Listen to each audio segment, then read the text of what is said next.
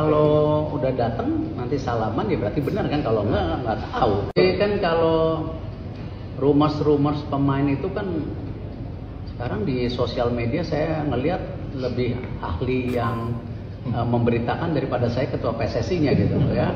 Ada pemain dari sini, turunan ini, dulu lahir di sini, bedahal orang tua. Dia lebih hebat dari Pak Erik. Kan itu buat saya database. Karena kenapa? Ya kita harus mempunyai database yang besar ya untuk bisa memperkuat tim kita lebih baik. Yes, here we go. Kevin Dix sebentar lagi akan jadi pasukan timnas Indonesia. Sebelum kita lanjut, buat yang masih ada tanda-tanda di sebelah, dipencet, di follow dong. Sikat. Ya, beberapa hari yang lalu Kevin Dix tiba di bandara dan fotonya tersebar di mana-mana. Netizen udah tahu bahwa Kevin Dix akan segera bertemu dengan Pak Erick Thohir dan meresmikan proses pemindahan kewarganegaraan dari Belanda ke Indonesia. Ini berarti nggak lama lagi Kevin Dix akan membela timnas Indonesia. Mungkin dalam waktu dekat akan membantu timnas Indonesia dalam pertandingan di bulan November, guys. Karena di bulan November kita ada 2 pertandingan di kandang, yaitu menghadapi timnas Jepang dan timnas Arab Saudi pada tanggal 15 dan 19 November. Semoga aja sebelum pendaftaran ditutup, Kevin Dix sudah memiliki paspor Indonesia. Komentarnya guys, sikat.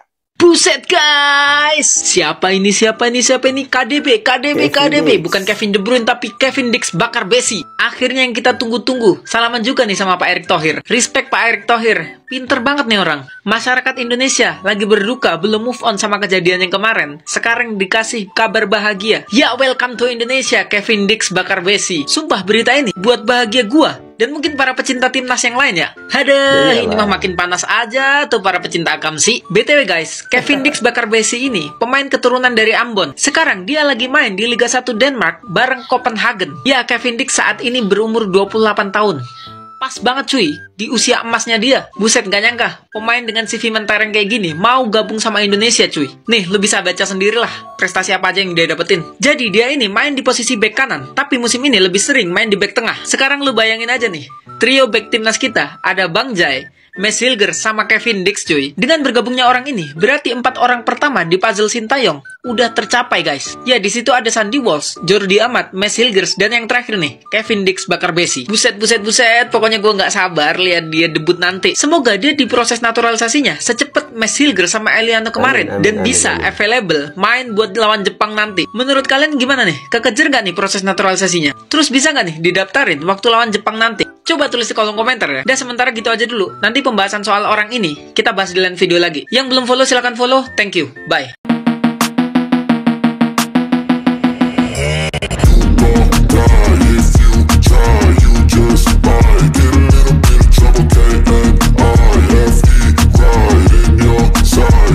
Salam olahraga. Ya, kejutan demi kejutan yang ditujukan oleh Ketua Umum PSSI, Bapak Erick Thohir. Ya, lagi-lagi Bapak Erick Thohir. Memang selama ini santer beredar sebuah kabar bahwa di bulan Oktober akan ada 2 pemain yang dinaturalisasikan menjadi warga negara Indonesia. Dan gosipnya pemain itu adalah Kevin Dix dan juga Emil Audero. Nah, dari kedua nama yang saya sebutkan ini teman-teman, satu nama ini sudah ya boleh dikatakan sah lah. Bagaimana tadi di awal video Bapak Erick Thohir mengatakan kalau saya sudah berjabatan tangan artinya itu sudah resmi. Dari foto ini yang kita lihat bahwa Kevin Dix sudah berada di Indonesia dan sudah bersalaman dengan Ketua Umum PSSI kita, Bapak Erick Thohir. Nah, yang menjadi pertanyaan saya sampai saat ini teman-teman, ataukah mungkin menjadi pertanyaan teman-teman semua, kenapa sih kok yang dinaturalisasi ini bek melulu? Padahal yang menjadi pokok persoalan di timnas kita ini adalah pemain depan. Saya akhirnya berpikir seperti ini.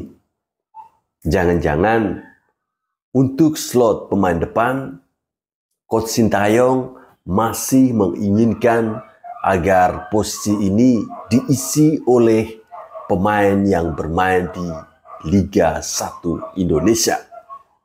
Kita melihat bagaimana kemarin ketika berhadapan dengan Bahrain, Coach Sintayong memasang Malik Rizaldi, dan orang itu sangat baik, ya, walaupun dia tidak berhasil mencetak gol.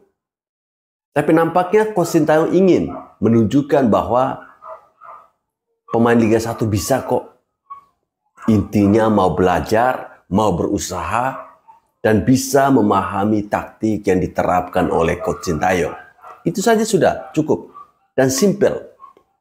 Ya teman-teman, kita doakan saja semoga apa yang sudah ada di depan mata ini bisa segera diwujudkan. Amin ya. Bapaknya Emil Audero berulah lagi. Hari ini dia bilang dia banding-bandingin antara Emil dan Martin Paes. Menurut bapaknya Emil ini, Emil lebih baik dari Martin Paes. Selain dari cara mainnya, skillnya, dia juga punya darah Indonesia. Katanya begitu. Bapaknya Emil ini bilang harusnya Emil Audero ini lah buat yang penyakit berada lagi di posisi nomor 1 penjaga gawang Indonesia. Justru kami bilang harusnya waktu itu jangan songong.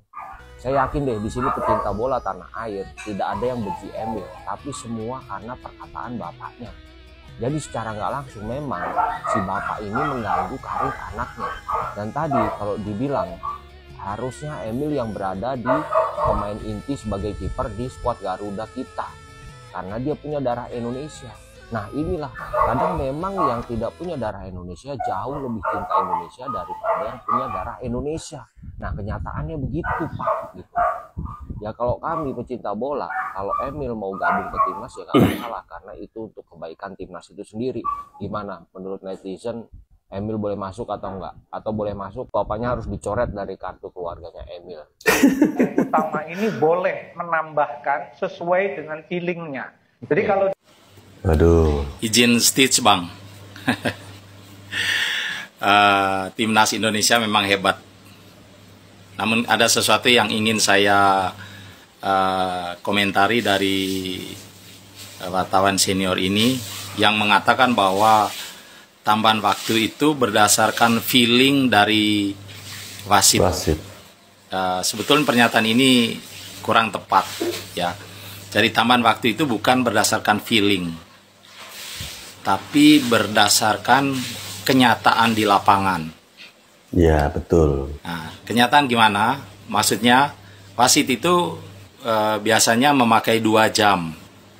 Jadi jam yang ada di tangan yang satunya berjalan terus, jam yang ada di tangan satunya itu akan dimatikan pada saat misalnya bola keluar lapangan, baik lewat garis samping maupun lewat garis gawang. Oke. Dan pada saat apa jam yang di tangan satunya dimatikan? Misalnya pada saat jadi pelanggaran dan itu dihentikan oleh wasit, maka jamnya ini dimatikan. Kapan stopwatch-nya dia hidupkan lagi? Pada saat dia memulai kembali permainan. Nah, biasanya kalau terjadi pelanggaran kan masih ada ribut-ribut gitu ya, dorong-dorongan, gontok-gontokan. Nah, ini jamnya yang di sini nih mati. Jamnya mati. Jadi pada saat dia triup baru dia hidupkan. Baru jalan jamnya berjalan lagi. Nah, jam yang tadi waktu yang tadi dimatikan itulah yang nanti digantikan pada menit-menit tambahan. Menit akhir, misalnya di jam di TV kan sudah 45 menit. Nanti wasit tengah itu akan menunjukkan kepada wasit official keempat atau fourth official. Dia akan menunjukkan di menit ke-43, dia akan menunjukkan begini jarinya. Itu artinya tambahan waktu 3 menit. Atau begini, berarti tambahan waktunya 5 menit. Dan wasit keempat sudah tahu, menit ke-42, 43 mereka selalu kontak mata. Kontak mata dengan wasit tengah menunjukkan berapa dia menunjukkan tambahan waktunya nanti. Tapi kalau zaman sekarang, era modern, sekarang kan sudah komunikasi lewat alat yang mereka pakai itu ya. Jadi tidak perlu lagi nunjuk jari. Tambahan waktu 5 menit. Nah, yang kemarin waktu Bahrain lawan Indonesia, tambahan waktunya adalah 6 menit. Ya, 6 menit. Saya pikir tambahan waktu ya lumayan banyak. Tapi itu terserah. Karena menurut wasit, setiap bola mati dia matikan. Setiap bola keluar dia matikan. Setiap ada kejadian yang dihentikan permainan, dia matikan. Nah, ini digantikan pada saat menit-menit akhir yang kita sebut, yang sebenarnya lebih familiar di kita namanya injury time. Tapi itu kan waktu yang istilah yang salah sebetulnya. Istilah yang benar itu adalah time added atau tambahan waktu. Nah, tambahan waktunya kemarin itu adalah 6 menit diminta. Setelah diangkat 6 menit, wasit keempat kan angkat angka 6. Nah, berarti kita berharap berarti 96 selesai, tapi ternyata kan masih jalan terus. Nah, pada saat time added tadi, ada kejadian-kejadian yang wasit juga akan menghentikan. Misalnya bola keluar lapangan, bola ada pelanggaran. Misalnya, saya kemarin kurang perhatikan waktu injury time, tambahan waktu kemarin, apakah ada kejadian itu. Tapi biasanya itu, sehingga kadang-kadang yang diminta 6 menit menjadi 7 menit, menjadi 8 menit, menjadi 9 menit. Mungkin itu yang kemarin terjadi. Tapi apakah itu curang? Gitu kita nggak bisa memastikan. Tapi secara garis besar selama memimpin pertandingan, saya pikir wasitnya lumayan adil kok, lumayan bagus. Saya pikir ya. Kalaupun ada curang-curang, curang paling dikit lah ya. Tapi secara garis besar yang menonjol, nggak ada yang menonjol untuk menunjukkan bahwa dia mencurangi timnas Indonesia. Cuman memang kita sedang tidak beruntung saja, ya. Tapi intinya tambahan waktu bukan karena feeling, tapi karena memang peraturan yang meminta harus ada tambahan waktu. Karena pasti ada waktu yang terbuang, bola keluar, ada pelanggaran, bola dihentikan. Jadi itu pengalaman saya selama memimpin sepak bola Indonesian Super League dulu, mulai dari divisi 3, 2, 1, divisi utama sampai Indonesian Super League. Jadi itu pengalaman. Jadi persoalan misalnya ada ketidakpuasan, ya saya rasa itu normal saja bagi supporter kita. Dan kita berharap sepak bola Indonesia bisa masuk Piala Dunia. Kita berdoa lawan Cina bisa mendapat poin lagi. Salam dan sukses selalu bagi timnas Indonesia. Mantap. Ya, memang banyak sekali asumsi-asumsi liar yang beredar di luar sana terkait dengan keputusan-keputusan kontroversi yang dilakukan oleh si botak dari Timur Tengah ini ya. Ada yang mengatakan bahwa tadi yang teman-teman saksikan, Anton Sanjoyo, dia bilang itu hal yang biasa-biasa saja. Itu tergantung dari feelingnya wasit. Ya, kita melihat bagaimana pertandingan itu berjalan normal-normal saja ya. Saat tambahan waktu 6 menit itu kan tidak ada sesuatu yang atau kejadian yang luar biasa. Nggak ada kan? Permainan berjalan seperti biasa. Jadi tidak ada urgensinya dia harus menambah waktu sampai dengan 10 menit. Sampai harus menunggu Bahrain mencetak gol baru dia meniup peluit panjang. Itu kan anjing banget itu. Timnas Cina kena sial gara-gara mau mengerjai Indonesia. Masalah bertubi-tubi itu melanda timnas Cina. Setelah sebelumnya melakukan blunder ya dengan berniat untuk mengerjai Indonesia, memindahkan pertandingan dari Beijing ke Qingdao supaya Indonesia capek. Ternyata kan kena sama Cina sendiri, Cina yang capek sekarang. Ada masalah baru lagi, yaitu pemain mereka cedera. Awalnya ada 2 pemain yang cedera, yaitu pemain termahal sekaligus andalan mereka, Wule dan juga Alan. Nah, tambah lagi 1 yang cedera, yaitu pencetak gol melawan Australia, Wang Xi. Jadi sudah ada 3 pemain andalan Cina yang cedera. Ditambah lagi, Cina itu sekarang sedang dihujat sama supporternya sendiri. Supporter Cina menghujat gara-gara timnas Cina ini milih bermain di tempat yang jauh dari ibu kota. Jadi bisa diprediksi kemungkinan Stadion Qingdao itu nggak akan rame, kosong. Bahkan mungkin fans timnas Indonesia yang bakalan banyak ke sana. Haiya, lu punya nasib ansyong ah. Salah Noe mah.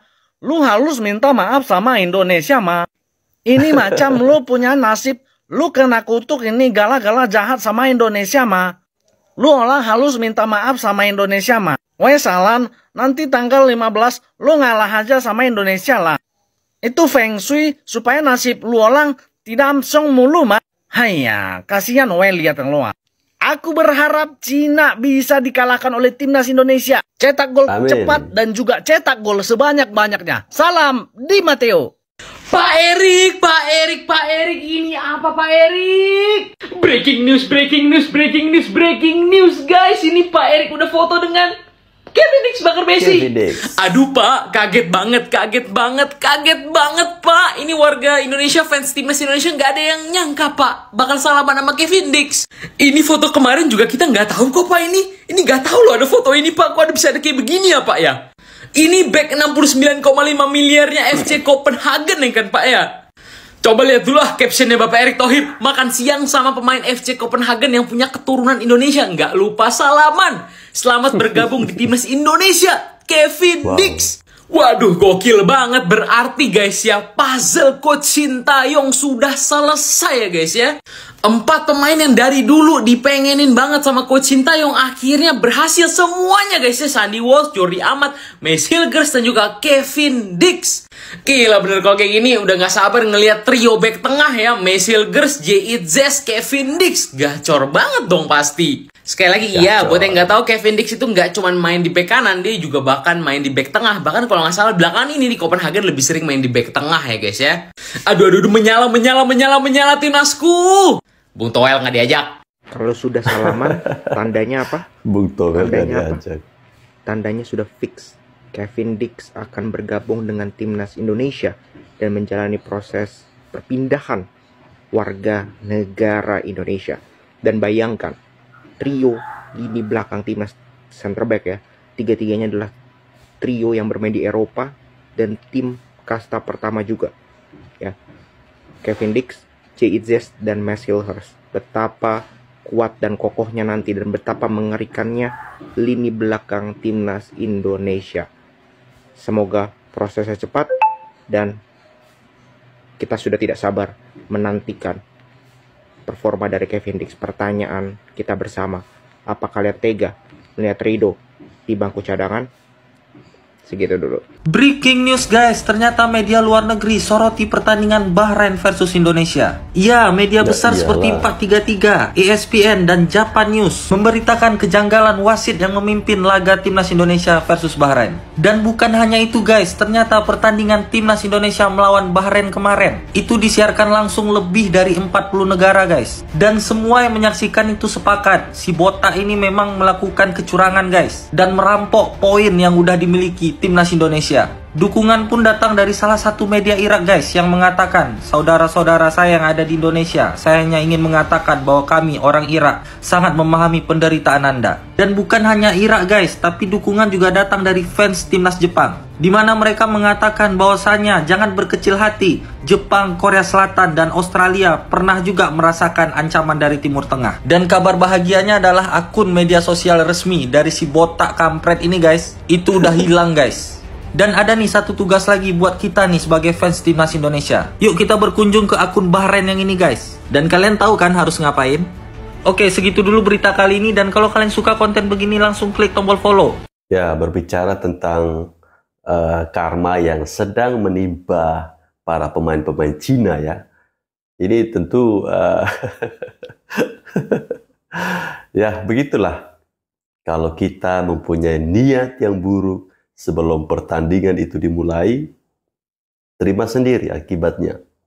Para pemain-pemainnya cedera, niatnya ingin membuat capek pemain kita, ternyata malah pemain mereka yang cedera. Dan lebih konyolnya lagi, ketika mereka memindahkan venue pertandingan jauh dari kota Cina, itu bahkan menjadi hujatan dari para netizen. Baguslah. Kemudian masih terkait tentang pertandingan Indonesia versus Bahrain teman-teman. Memang ini bukan hanya menjadi sorotan kita warga negara Indonesia, tapi pertandingan ini menjadi sorotan dunia. Bagaimana tidak? 40 negara menyiarkan pertandingan Indonesia versus Bahrain. Artinya, banyak mata yang melihat betapa curangnya si botak kampret itu.